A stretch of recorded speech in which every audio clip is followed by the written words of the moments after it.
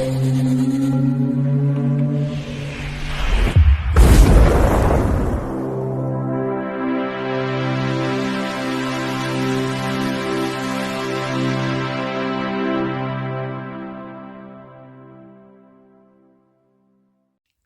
Bayek, it's me, Ian.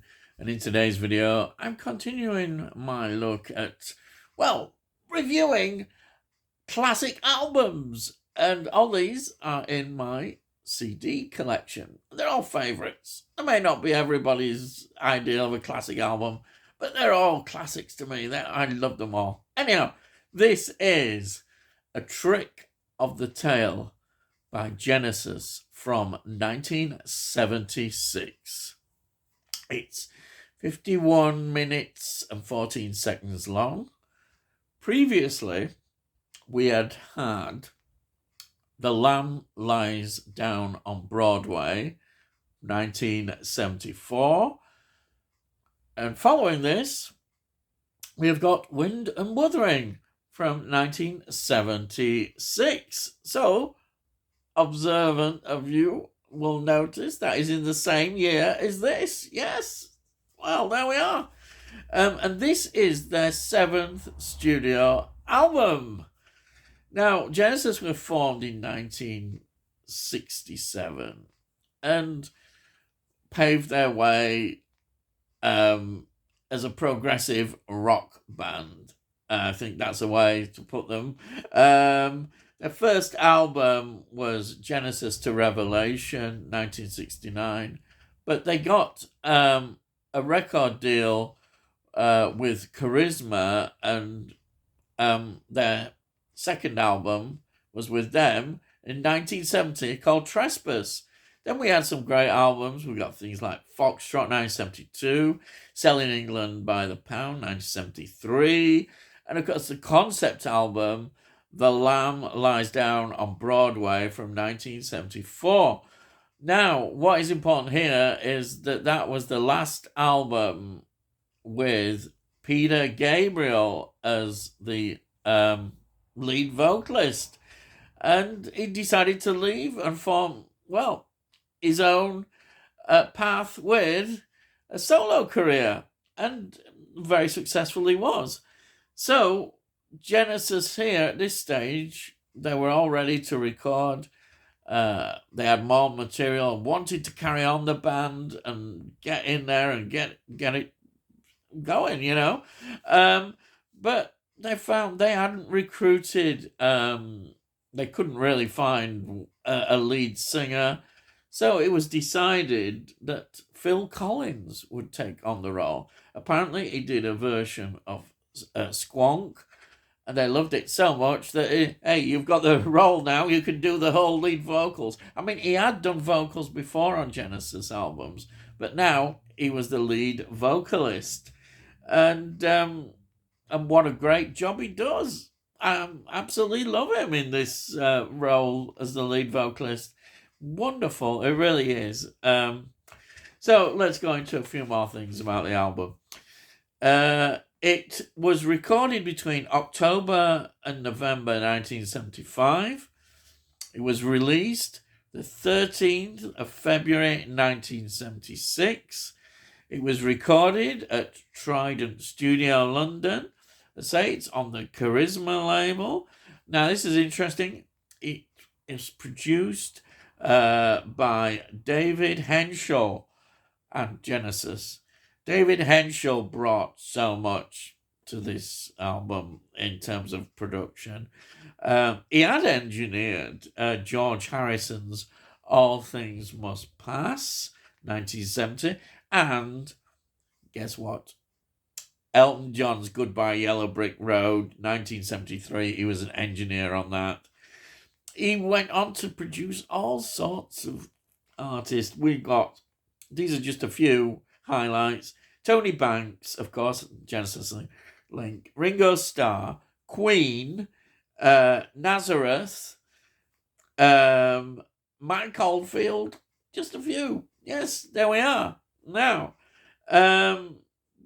as in terms of the design of the album, This was by a company called Ignosis and Colin Elgie.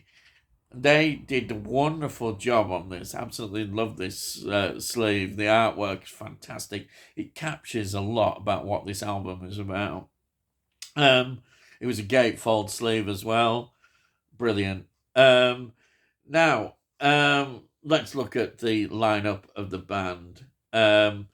We've got Phil Collins, plays drums, percussion, lead, and backing vocals. That's the thing, the vocals. Yes.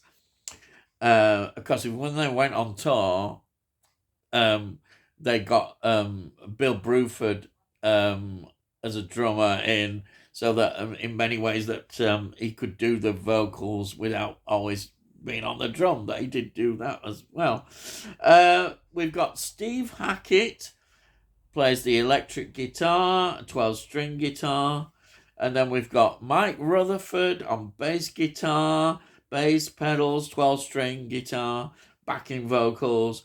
And then we've got Tony Banks doing pianos, synthesizers, Hammond organ, mellotron, 12-string guitar. What a talent that is. And backing vocals.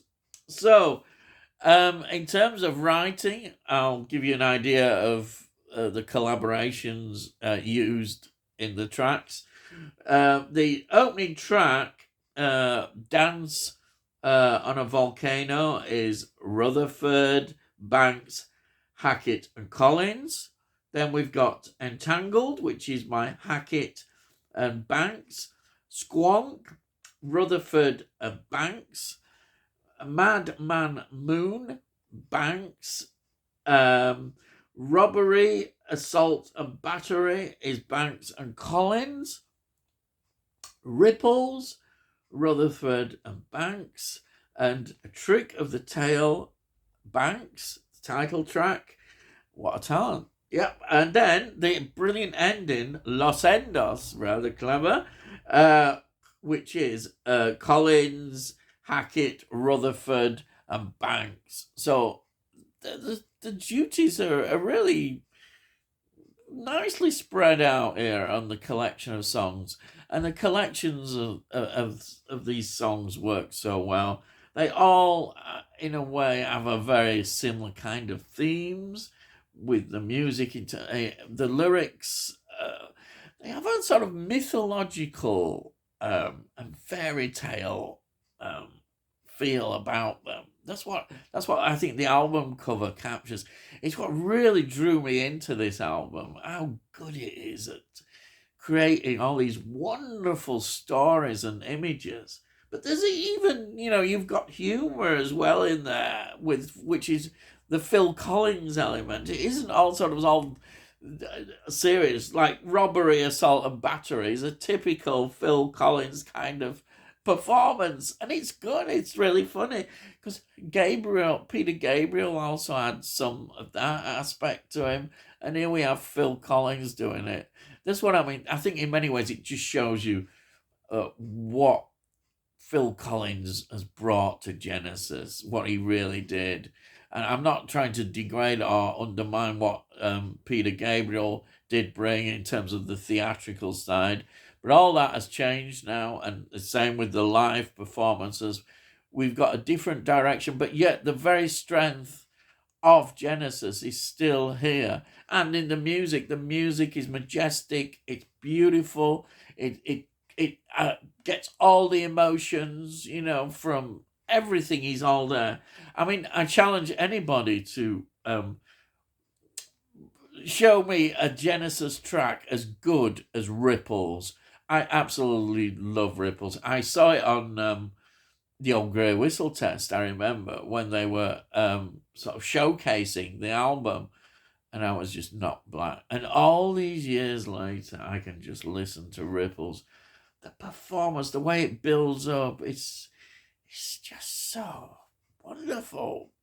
I find it emotional as well, which often is an accusation against a prog rock that it's not emotional. But Ripples is a beautiful song, and the way it just builds up and then comes down, it's just And I could just talk about that, but the whole album fits together so well. This is why I think it's such a favourite of mine. I just feel I just relate to this album so much because I love the mythology, as I said. I love the storytelling, and yet the music elevates it. And because we get instrumentals, like I say, Los Endes is a great instrumental at the end. It just brings it all together beautifully. All these tracks are great. Honestly, I can't fault them. Um, I know there'll be Genesis fans and program fans who'll say, "What about Trespass? What about Foxtrot? Foxtrot, Supper's Ready." We're talking about that. Or of course, one of my favourites, Nursery Crimes, which I should have mentioned. I didn't. I think Nursery Crimes is a big favourite of mine. But this album, always for me, is just that special. I don't know what it is. It just captured something for me, which I've never forgotten. I bought it when it came out, and I loved it. Absolutely. I just couldn't stop playing it. And over the years, I just can't, get it out of my mind sometimes. I just see it, think, oh, what album shall I play? Oh, I know, Trick of the Tail again. Yes, I just absolutely love Trick of the Tail. It's one of those albums, it's a go-to album that I can just play and play. I don't know how many times I've played it, but I played it a lot. And I always find something new in it even, I think. I think, wow, yeah, I know. That is the strength for me of this album. I sound like a salesman now trying to sell the album. I don't need to sell it. It stands on its own. And for me, it's an outstanding album. It's just represents that moment in time for me of when Genesis just a group that produces an album like this, especially after losing what many consider the sort of key heart of Genesis, which wasn't true, but many people would see that as with the departure of Peter Gabriel, and yet they produced this album. And I think even he said he really loved this album as well, Peter Gabriel. He knew that they could survive without him. Yeah, this is an outstanding album. Highly recommended. It really is. I think that's all I can say anymore about it. I hope I've shown the love of this album because it just ticks all boxes for me and I love it. And yeah, here it is. You might have actually seen the cover, but there, look at that cover. And then there's the back. Look, all these illustrations are fantastic. Just all from the songs. And then inside, there it is. Look at that. Brilliant. Not really illustrated, but hey, I love it. And there it is, the back of the cover again. Fantastic album. It's a real treasure in my collection, and I just love it and love it. And that's it. I think I've had enough. So, if you're new to the channel, please subscribe. We'll let you know when I put out these videos. And I do all sorts on this channel. Have a look at the playlist. I do a lot of films, nostalgia, and music now, and all sorts. If you like this particular video, please give it a like. It gets it out onto YouTube and all algorithms and all that kind of stuff, which is all good. Hopefully some more people might enjoy what I do. And if you got any comments, please put your comments down. I love to read your comments, I really do. And it all costs notes, so you can't say fairer than that, can they? Buy it, you can't. So all I gotta say is I'll see thee again.